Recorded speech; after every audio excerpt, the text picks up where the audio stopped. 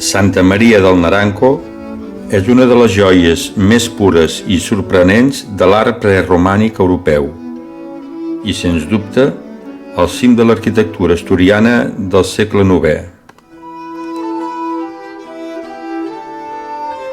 Inicialment, no fou concebuda com a església, sinó com un palau reial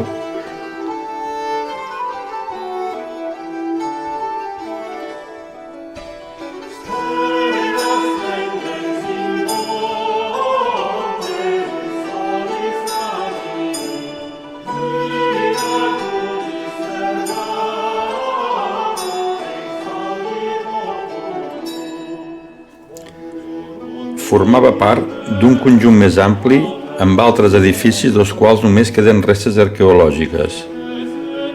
Amb el pas del temps, probablement al segle XII, fou consagrada com a església dedicada a Santa Maria, d'on li ve el nom actual.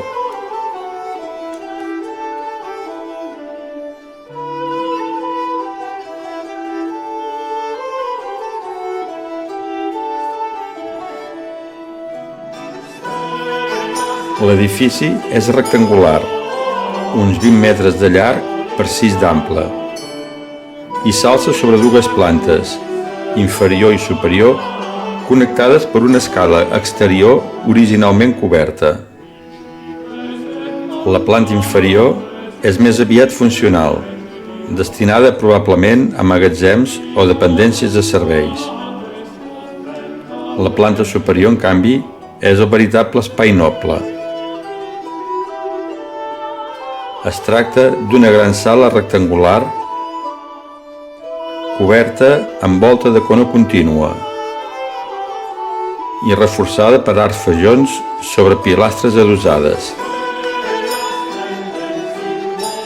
Aquesta solució tècnica és una fita extraordinària. Anticipa el domini de la volta de pedra que més tard caracteritzarà el romànic. La decoració de Santa Maria del Naranco és refinadíssima per al seu temps. A l'interior, les columnes tenen capitells decorats amb motius geomètrics, cordons, sogues i figures humanes estilitzades. Santa Maria del Naranco és l'últim reflex del món visigòtic i el pont cap al romànic.